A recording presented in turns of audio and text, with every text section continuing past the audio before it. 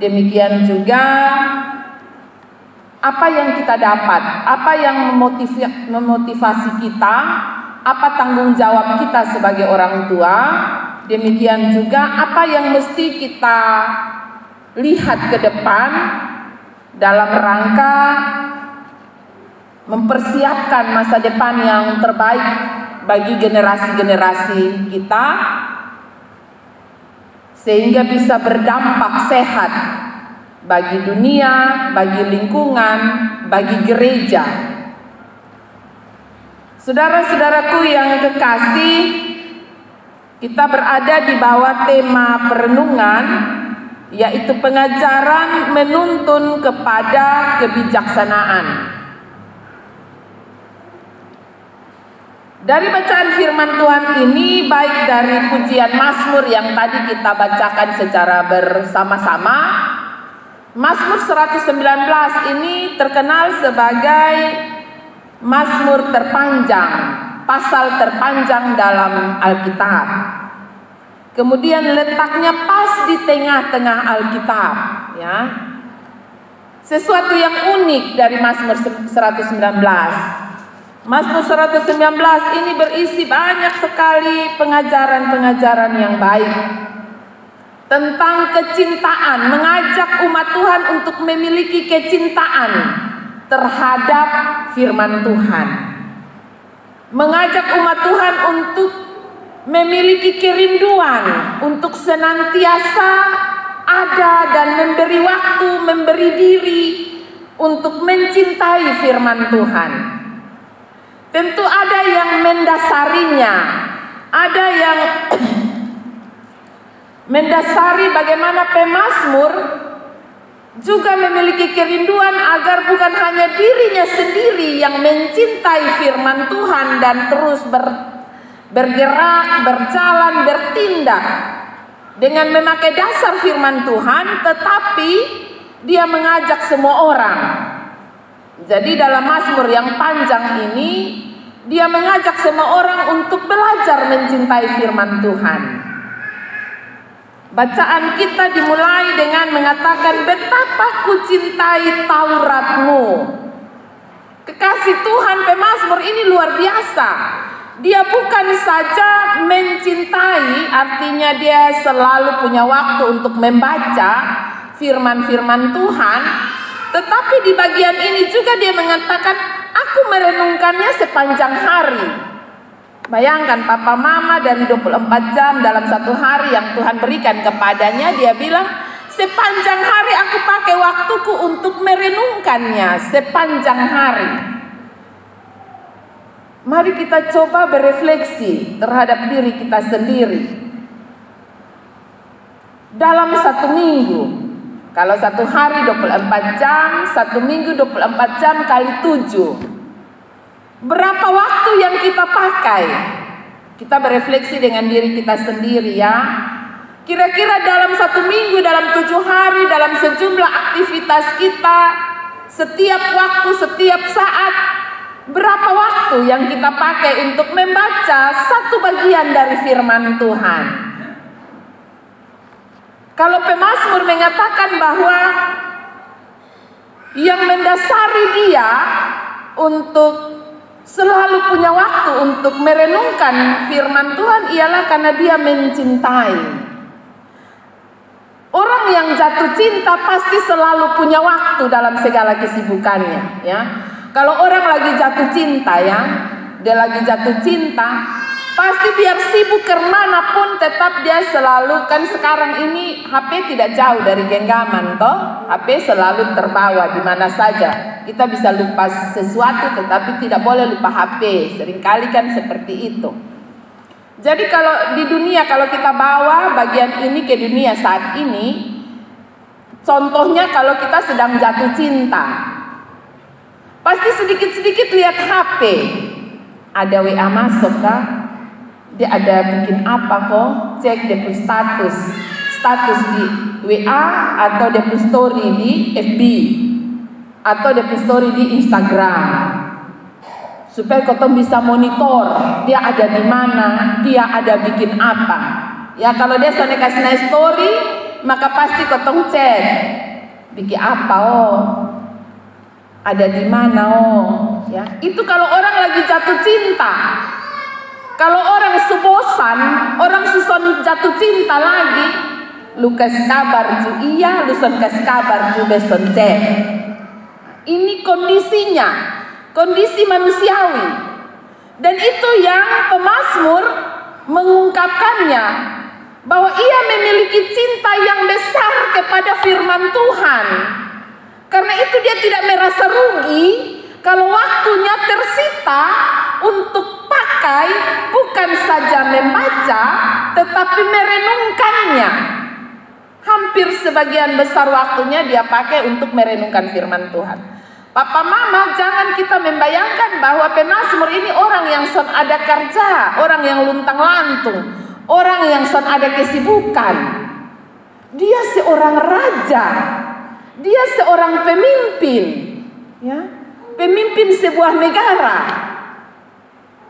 Orang yang punya sejumlah aktivitas, jadwal-jadwal, agenda-agenda penting, pertemuan-pertemuan dengan orang-orang dari luar negeri. Dia punya agenda-agenda untuk pertemuan dengan dia punya menteri-menteri. Dia punya agenda pertemuan dengan perkunjungan-perkunjungan kerja, rapat-rapat yang padat. Bisa saja ia tidak punya waktu untuk istri anak. Ya, seringkali kan begitu. Seorang pemimpin itu seringkali dia mengabaikan keluarganya. Padahal dia bilang dia cari doi setengah mati ini untuk keluarga. Tapi dia tidak punya waktu untuk keluarga. Ya, seringkali kan seperti itu. Orang yang ada pada top power, posisi pimpinan itu, dia tidak punya waktu sama sekali. Ya seringkali, ya ada kala kalau ada urusan keluarga, ya kumpul-kumpul keluarga, mama datang sendiri, bapak, awi tahu sendiri, dia sibuk, ya kesibukan yang begitu padat, agenda yang begitu padat. Dan saya membayangkan pemazmur, yaitu Raja Daud ini seorang yang sangat padat dengan agendanya. Dia mau pikir mau perang kok, dia mau pikir ini dia menteri-menteri kok, dia mau pikir segala sesuatu. Tetapi yang menarik di sini ialah dalam sejumlah kesibukannya dia bilang, betapa aku cintai Tauratmu, aku merenungkannya sepanjang hari. Papa mama, dia selalu punya waktu. Dia selalu memberi waktu. Dia selalu agendakan waktunya untuk dia berdiam diri, bersaat teduh, dia membaca firman, dan dia mencoba merenungkan firman itu dengan baik. Ya. Saudara-saudaraku yang kekasih, kenapa? Kenapa dia buat ini? Kenapa dia? Kan dia punya banyak orang yang bisa pakai untuk bisik-bisik, ya, penasehat-penasehatnya banyak. Kan dia kalau bingung sesuatu dia tinggal tanya penasehatnya. Dia kan seorang raja. Tetapi bagi Daud ada hal yang luar biasa yang ia dapatkan ketika dia punya waktu untuk baca firman Tuhan. Saya tidak tahu teman-teman atau jemaat Tuhan dapat beberapa bagian dalam firman Tuhan ini, dapat pelajaran beberapa hal. Tetapi saya mencatat ada 3 hal. Paling sedikit saya dapat ada 3 hal.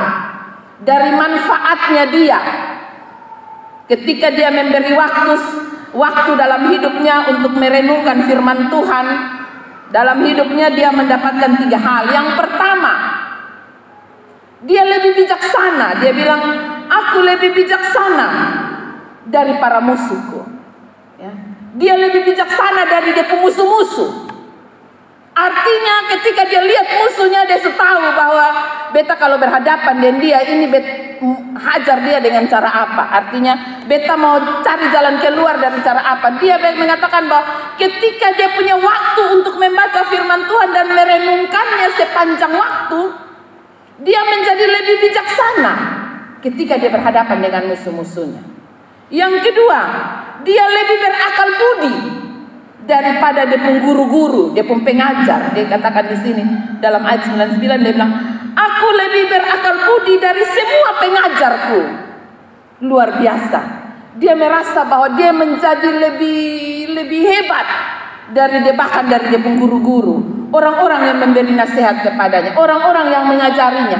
Ketika dia memberi waktu untuk baca firman Tuhan dan merenungkannya, dia akhirnya berpendapat bahwa ternyata dia menjadi lebih hebat, dia menjadi lebih berakal budi. Dia pakai ini kata bukan lebih berpengetahuan atau lebih pintar, tapi dia bilang lebih berakal budi. Akal budi artinya bukan hanya akalnya yang menjadi lebih baik, tapi budinya menjadi lebih baik pula.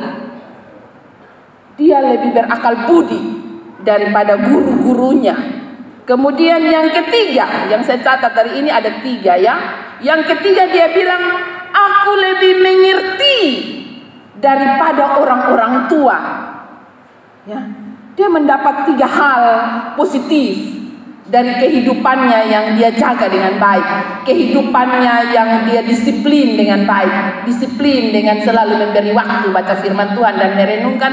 Dia dapat 3 hal positif ini, yaitu dia lebih bijaksana dari musuhnya, dia lebih berakal budi dari pengajar-pengajarnya, dia lebih mengerti dari orang tua.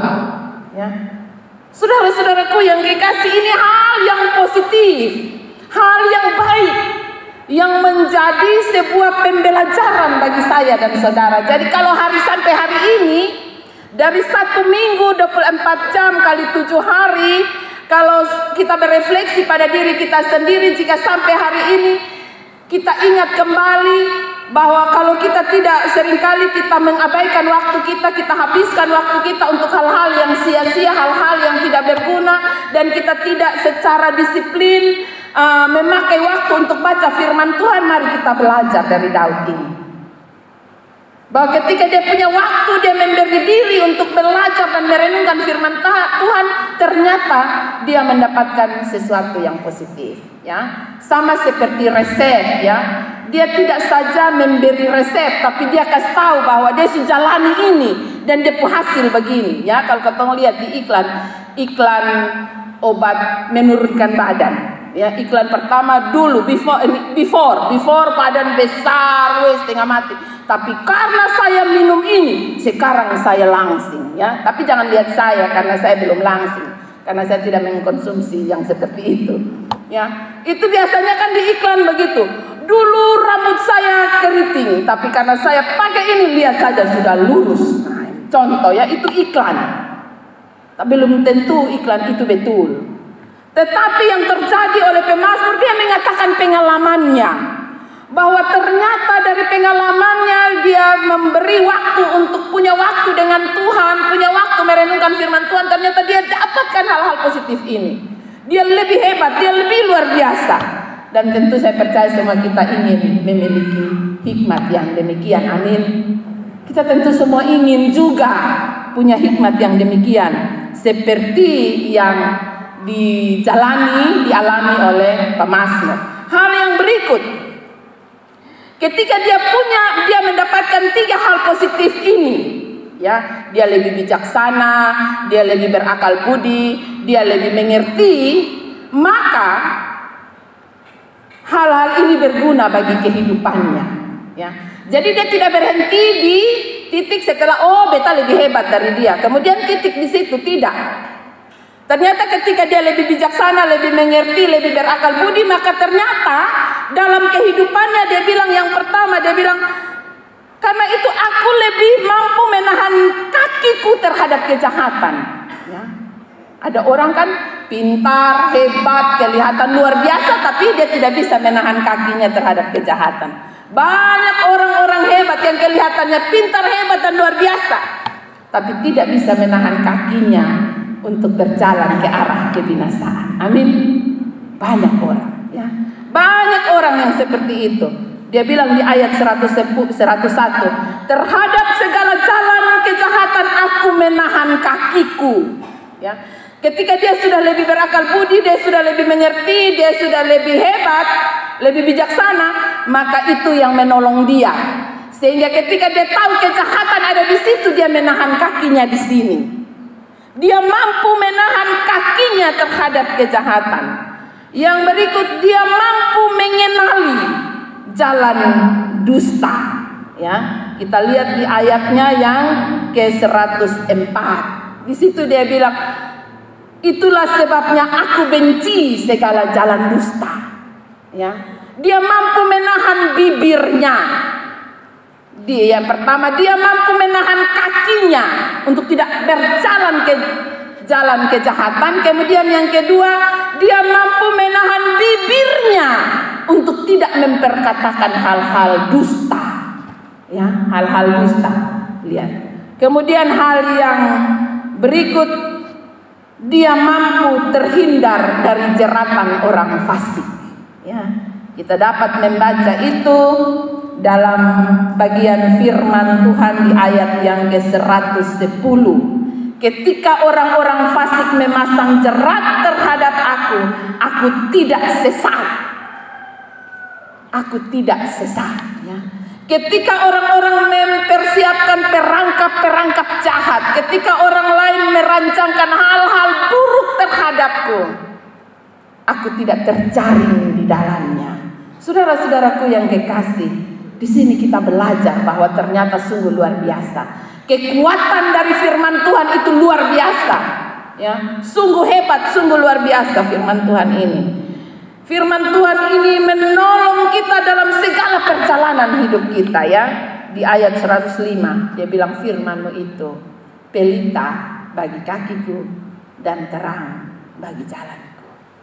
Saudara-saudaraku yang kekasih, dia menyimpulkan bagian kehidupannya seperti hal yang demikian. Firman Tuhan menjadi alat yang menolong dia di sepanjang perjalanan hidupnya.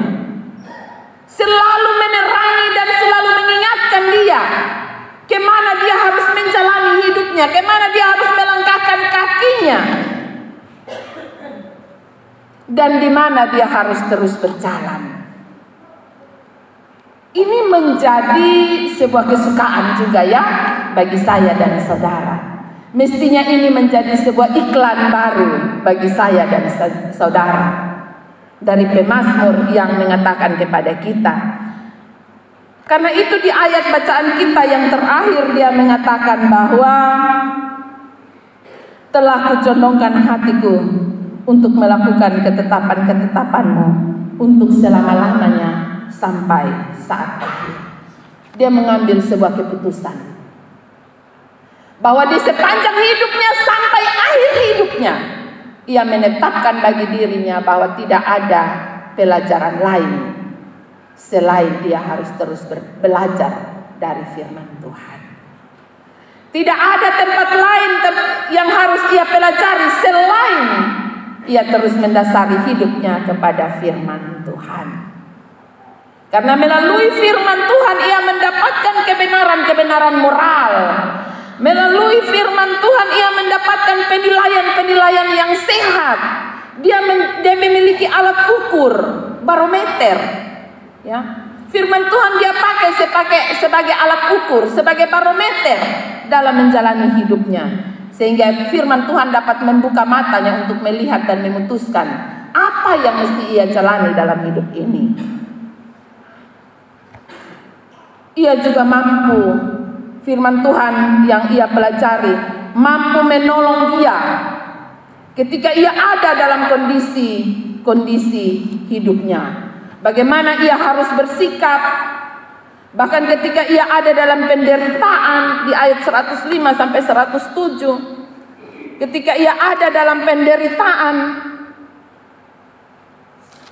dia mengatakan bahwa firman Tuhanlah yang menolongnya. Ketika ia membangun waktu doa, beribadah, dia beribadah karena ia mencintai firman Tuhan. Kita lihat di ayat 108. Firman Tuhanlah yang menolong dia. Bagaimana dia harus beribadah? Bagaimana dia harus mempersembahkan persembahan-persembahan kepada Tuhan? Firman Tuhan yang menuntun dia. Bukan berdasarkan kata siapa, bagaimana dia harus melakukan ini itu. Tapi karena kecintaannya kepada firman Tuhan menolong dia. Sehingga bahkan ketika dia mau beribadah juga, dia tahu bagaimana dia harus bersikap. Ketika ia ada dalam bahaya, 109 sampai 110 mengatakan, ketika aku selalu mempertaruhkan nyawaku, ketika ia ada dalam bahaya. Firman Tuhan tidak pernah ia lupakan. Saudara-saudaraku yang kekasih, ini sebenarnya pemazmur mau mengatakan bahwa dalam seluruh eksistensi hidupnya, dia telah menetapkan dalam dirinya bahwa hanya firman Tuhan yang akan dia pakai. Karena itu sebagai orang-orang percaya, memasuki bulan pendidikan ini, ada sebuah hal yang mesti tertanam dalam diri kita sebagai orang tua. Okelah, kita punya tanggung jawab untuk memberikan pendidikan yang terbaik bagi anak-anak kita agar mereka menjadi orang-orang hebat. Tetapi satu hal yang tidak boleh kita lupa sebagai orang tua ialah mengingatkan anak-anak kita untuk memiliki rasa cinta kepada firman Tuhan, rasa cinta kepada Tuhan. Karena setinggi apapun pendidikan yang anak-anak kita akan capai dan membuat mereka menjadi orang-orang hebat, tapi kalau mereka tidak memiliki cinta terhadap firman Tuhan, maka mereka tidak akan memiliki hikmat yang benar ketika mereka ada di tengah-tengah dunia yang sangat-sangat penuh dengan mara bahaya ini. Ketika mereka memasuki dunia kerja, ketika mereka memasuki rumah tangga mereka, bagaimana mereka bersikap terhadap pasangan mereka, bagaimana mereka bersikap terhadap mertua mereka, bagaimana mereka bersikap di dalam lingkup ruang kerja mereka, itu mereka tidak dapat di dunia pendidikan formal. Tapi mereka akan dapatkan itu ketika mereka memiliki kecintaan kepada Taurat Tuhan. Dan ini menjadi beban tersendiri bagi kita sebagai orang tua. Kita memiliki tanggung jawab moral untuk mengingatkan kepada mereka. Pemazmur sudah mengatakannya kepada saya dan saudara. Ia belajar, ia mempunyai waktu untuk firman Tuhan, dan karena itu ia menjadi orang yang luar biasa. Karena itu marilah kita menjadi orang tua hebat yang tidak saja punya waktu yang banyak untuk dunia kerja dan dunia di luar, tapi marilah kita juga punya waktu untuk memberi perhatian kepada anak-anak kita secara khusus, sehingga tidak saja mereka bertambah memiliki ilmu yang tinggi, hebat, pintar dan luar biasa, tapi mereka juga memiliki rasa takut Tuhan, sehingga dalam hidup mereka menjadi orang-orang yang dicintai oleh Tuhan, mencintai Tuhan, dicintai Tuhan, dan memiliki hidup yang takut akan Tuhan. Sehingga bukan saja mereka menjadi orang yang hebat di dunia, mereka diakui sebagai orang-orang yang hebat di dunia, tapi mereka juga menjadi orang-orang yang dicintai Tuhan. Tuhan Yesus memberkati firman-Nya, menolong saya dan saudara, sehingga dalam menjalani hari hidup kita mampu berjalan dan menjadikan firman Tuhan sebagai pelita bagi kaki kita. Amin. Kita akan mengaku iman kita kepada Tuhan. Jemaat dipersilahkan